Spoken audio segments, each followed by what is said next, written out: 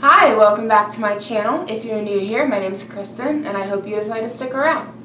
So recently I started donating plasma. If you follow me on my vlogs on the weekend, then you know that I've had some financial troubles, and so I've started donating plasma to try and bring in a little bit of an extra income to try and take care of those issues. So I thought I would come on here and do a video just talking about my experience with plasma donations, because I don't feel like there's a lot of videos out there talking about this. So let's go ahead and get into it. To start off, the plasma donation center that I use is called BioLife. I don't know where all the facilities are located. They may just be a statewide thing. If so, that would be Indiana. There are different other plasma donation centers. There's not just BioLife. So if you decide to look into donating plasma, it may be with a different facility, and they may run things differently. So I just want to put that out there. Also, in case you didn't know, plasma is something in your blood. I don't know a ton about this stuff, but I just want to put that as like a disclosure and a warning. If talking about medical procedures, needles, blood, those kind of things make you sick and queasy, then watch with caution, or maybe you want to X out of the video, just so you know. But I do know that you get paid for donating plasma.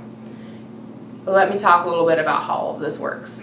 So with my local plasma donation center, you can set up an account online, which is what I did. It was super easy, and then I scheduled my first appointment. And when I went in for my first appointment, I knew ahead of time from talking to other people who have donated that I needed to allot myself 4 to 6 hours. And I know this sounds like a lot, and for some people it might take the full 6 hours. For my facility, I think it took them 2 hours on my physical and then an hour and a half for my first donation. So about 3.5 hours is what I needed. So when I first went in, I'm trying to remember everything that happened because I got up so early for this. I was like 5:30 in the morning. I got up because I had like a 6 o'clock appointment. So I went on into the facility and told them, it's my first donation, and they took me around the corner and they got me all set up in the system with like a fingerprint, which is how you sign in. So they have like scan your finger, which is not painful. You just lay it on like this little contraption. It has like a laser light, and it just reads your fingerprint and pretty much takes a picture of it, and it gets connected to like your account. And they just went through like basic things, birthday, social security number, address, phone number, like all that kind of basic stuff.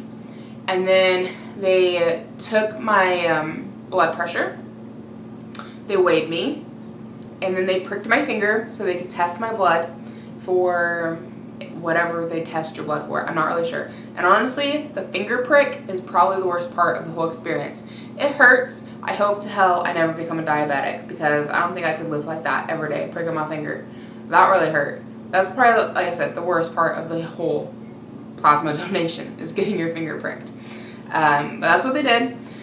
After that, they walked me around to the other side of the counter, and I had to do like, I don't really know if you want to call it a quiz or a questionnaire. Probably a questionnaire is probably the way to put it.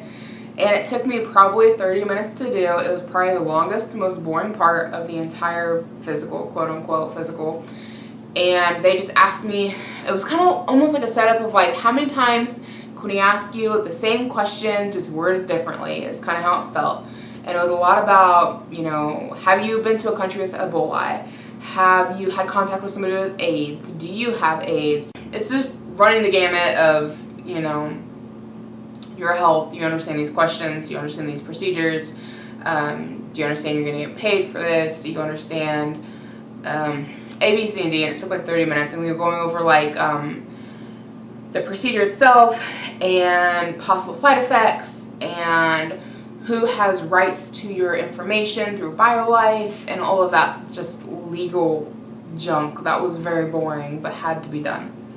After that, they took me back for the actual physical portion, She first went over any questions on my questionnaire that were maybe answered, I don't want to say incorrectly, but answered in a manner that she had to go over with me. And that was pretty much the one where I said that I was on a medication because I want to know what medications you're on. I'm on birth control, and so she told me that's actually one they don't have to list, and so don't worry about it. And then they went over piercings and tattoos, which I have no tattoos, but I had to tell her all of my piercings and how long I had them.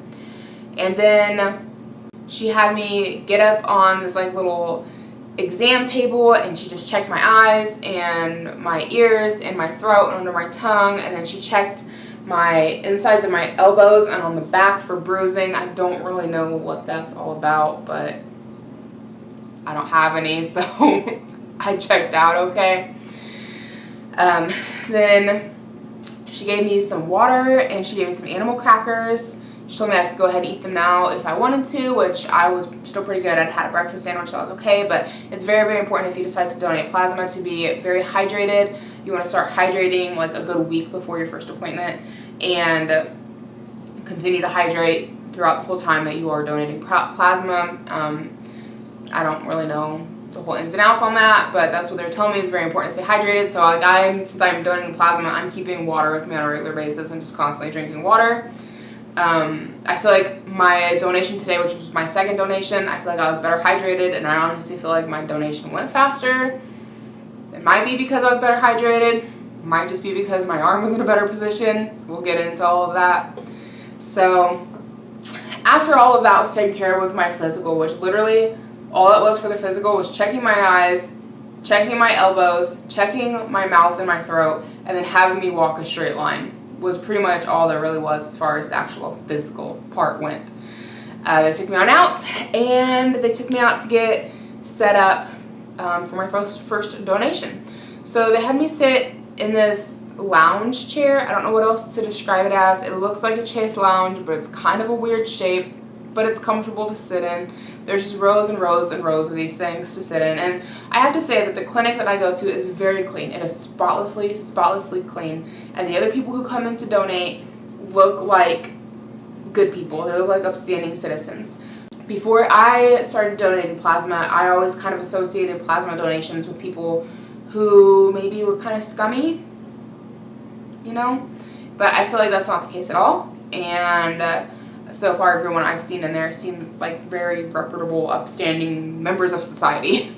And yeah, so she went ahead and had me sit down on this like lounge thing. You're kind of laying down, kind of sitting. I don't know, it's kind of weird. But they checked my arms to decide if my arms were even usable and viable as far as the veins go, which of course they were. That part was actually done before I went back for the physical and before I did the questionnaire. That was one of the first things they did, was check my veins to make sure that I was a viable candidate. They don't prick you or stick you with a needle for that. They just like tap, they have you pump your fist, and then they tap on your vein area a lot to decide if you have good veins or not. So they did that, and then I went and did everything else.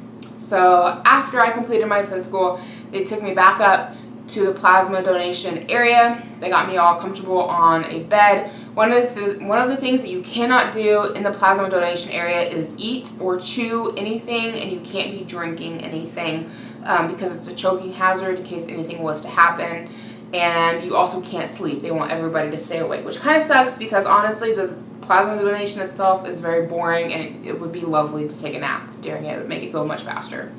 So they get me all set up in the bed, and then they clean my arm. My first donation I did with my left arm because I am able to donate with both sides, so I'm alternating.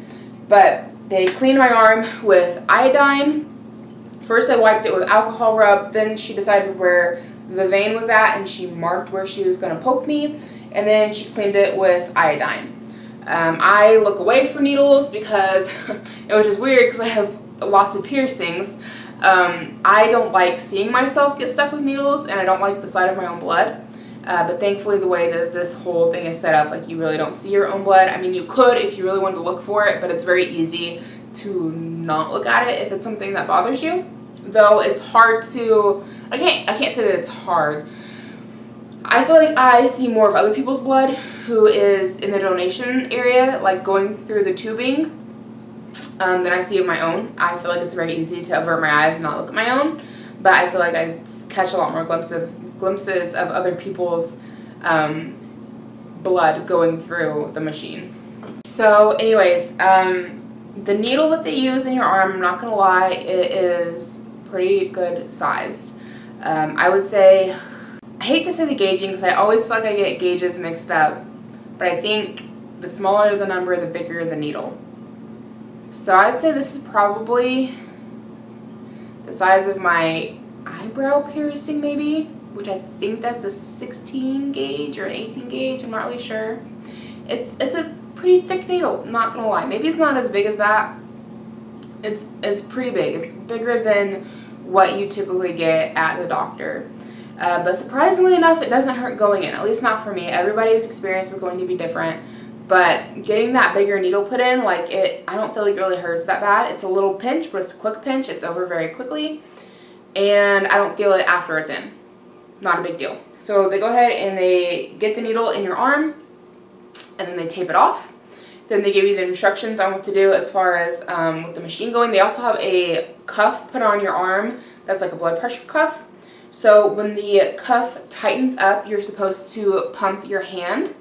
And at my center, they give you like a little piece of PVC pipe that you can hold to squeeze.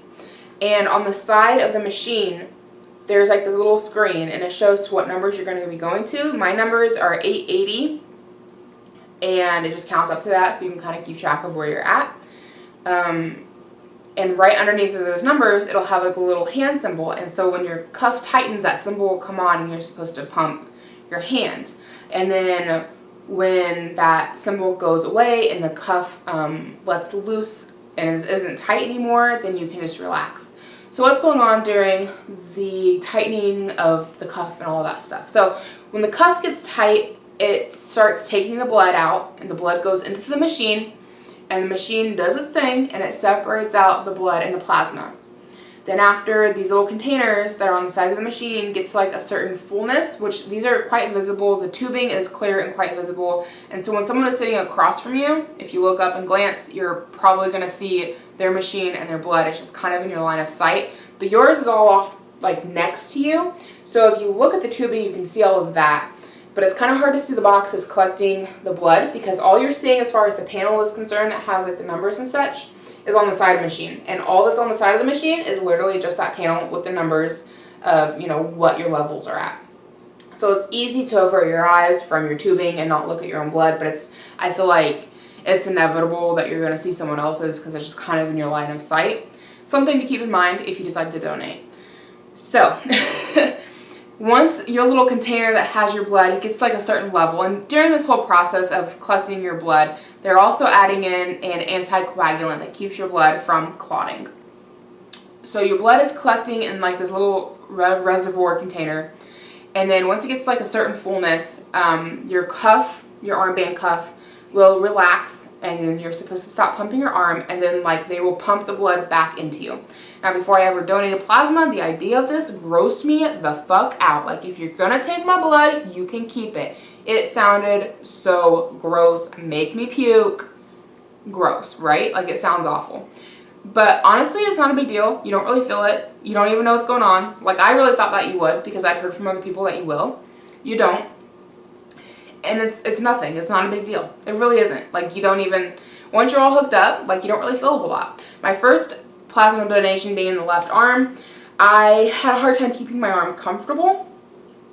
So I would kind of move my arm every now and then, and if I had my arm in a bad position, I would have like this really weird sensation of feeling like I had pressure. So it was uncomfortable, but it wasn't painful. And I just told my person, like, hey, you know, things feel like there's pressure here. It's kind of weird. And she just helped me like adjust my arm, and then like there was an even flow, and I didn't feel that pressure anymore, and it was no problem.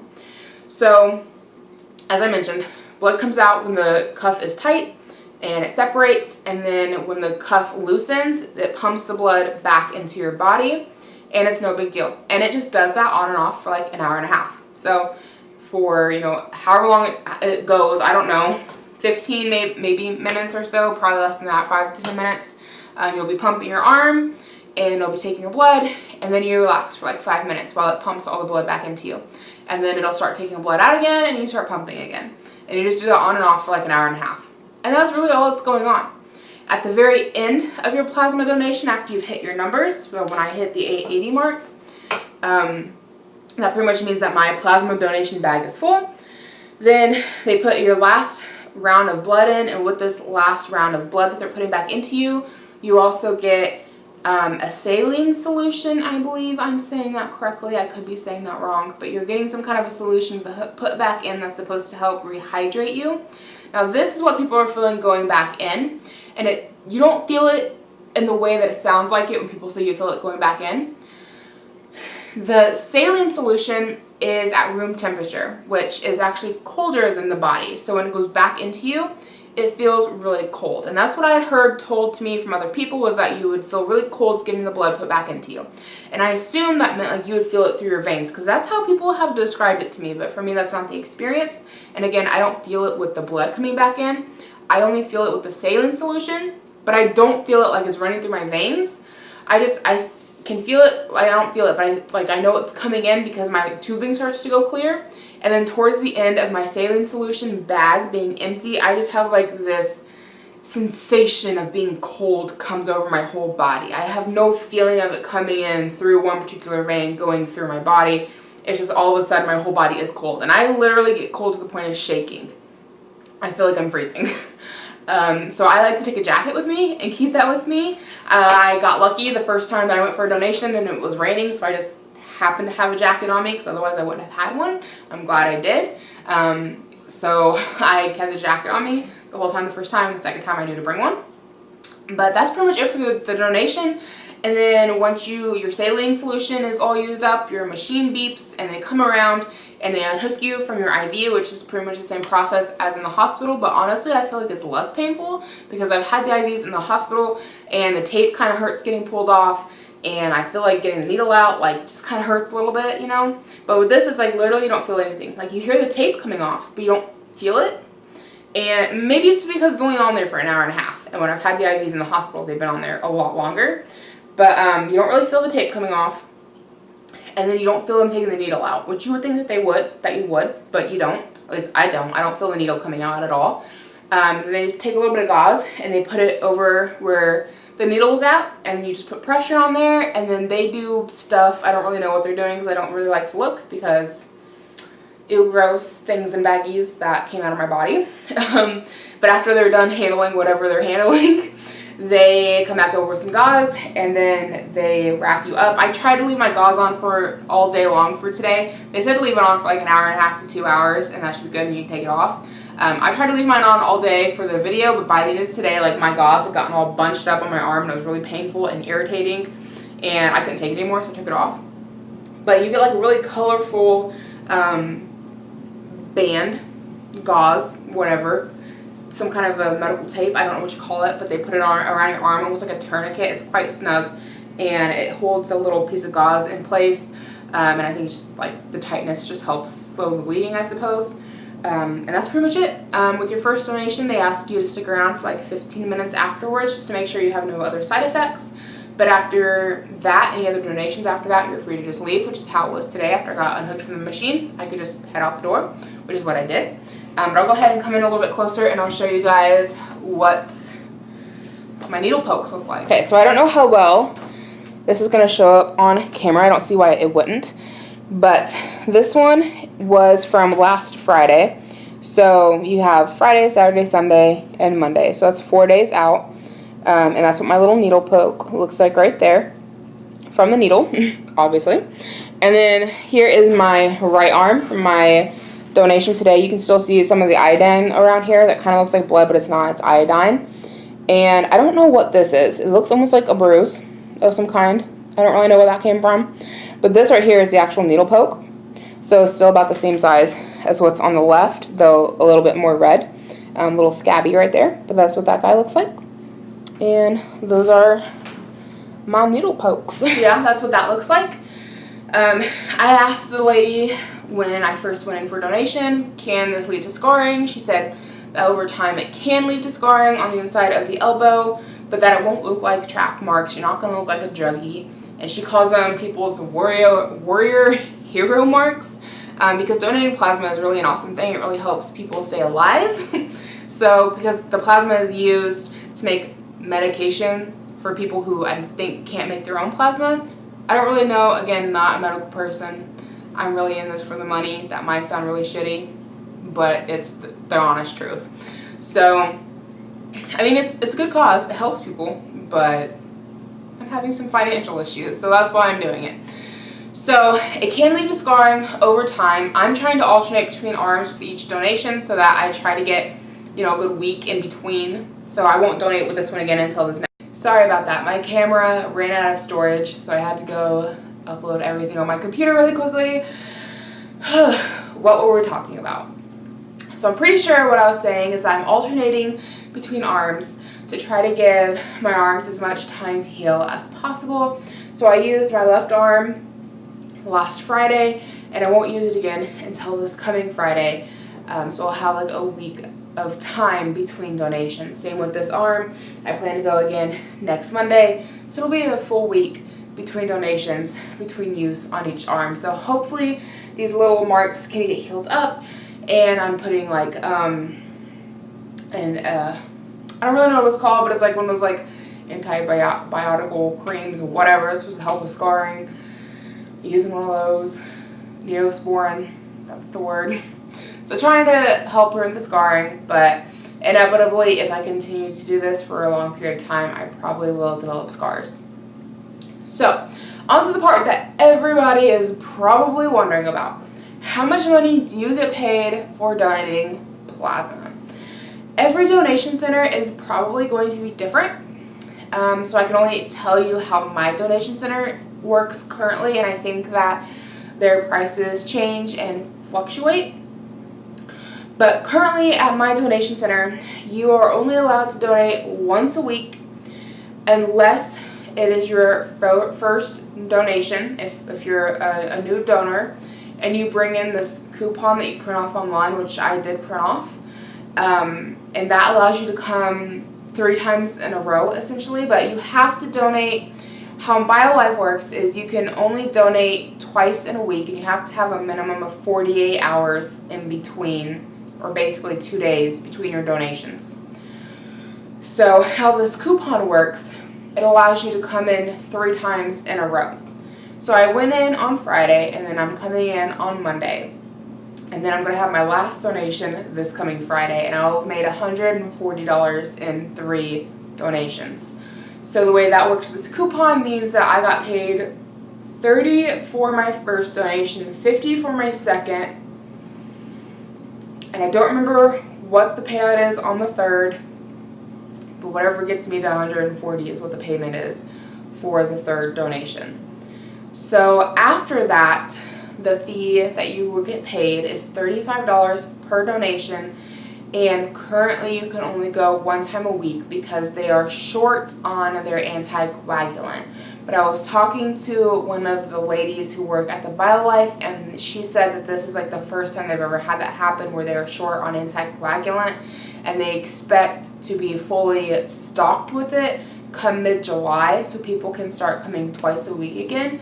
But she doesn't know what the compensation is going to be. So the price might go up, it might go down. It sounds like it's one of those things, it's not like a set price. But currently they pay $35 and you can come once a week. So how they pay you, they don't actually give you cash. They load it to a card, and this kind of works like a debit card, but you don't exactly have a bank account with it. I'm not really exactly sure. Some jobs will pay you like this. They'll put it on like one of these little Visa debit cards, and that's how you get paid. And that's kind of how the Plasma Life Donation Center works, is that your money gets loaded to this like Visa debit card.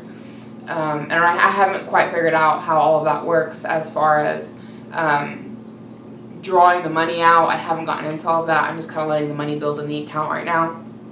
So I guess I'll figure that out when I get there. But I was able to activate it. I had to get online and activate it, and then call. I think I had to get online to register it, and I had to call to activate it and put a PIN number on it like you would a regular debit card. and they strictly say don't use it at the gas pump because it will put a hold on your card. If you have to get gas with your debit card from BioLife, then you have to go in and pay like at the register. But that's pretty much like the only thing I'm not allowed to do with it is pay for gas at the pump. But yeah, that's how much I'm making for donating plasma. That's how much they pay out. BioLife currently has a referral buddy program where if you refer someone to come in and make a donation, then you make an extra $50. But one of the catches with plasma donations, and I believe it plays in with the buddy referral system, is that the person has to come in and make 2 donations for you to get the $50, because they cannot use your plasma from the first donation until you've made a second. I don't really understand why. I don't have all the ins and outs on it, but your first donation is pretty much useless to them until you've made your second. So if you do decide to donate plasma, I definitely think it's a good idea to at least commit to making 2 donations. The only bad thing about donating is that finger prick. That little guy is painful. But that's the only painful thing about the entire experience. It is a really good cause. It really helps real life people who truly need this medication, so I think that that's awesome. Whether you get into it because you want to help other people or because you're like me and you have financial issues. I don't know that I will donate long term, but I will definitely be donating long enough to help out financially with the problem that I'm having. After that, I might just go like once or twice a month for a little extra spending money, and because it's a good cause, I don't know, I haven't decided yet. We'll kind of see and play it by ear. But I think that's all the information I have for you guys. If you've ever considered donating plasma and you're thinking about it, go for it. Just do it. It's not that bad, I promise you. The worst of it is getting your finger stuck for them to test your blood. That hurts, not gonna lie, but the rest of it is pretty easy. It's not a big deal. It's not something to stress out about, I promise you. It's really smooth sailing, especially if you're going to a BioLife. I'm sure they will treat you right. So I think that's everything for this video. If you have any questions or comments, or if you have more information that I did not give here in this video, feel free to leave it all down in the comments below. Otherwise, if you're new here, I hope you decide to stick around. I put out new videos every Monday and Thursday, and every Saturday I post my weekly vlogs. So I would love to have you stick around. But I hope you guys enjoyed, and I'll see you in my next video. Bye.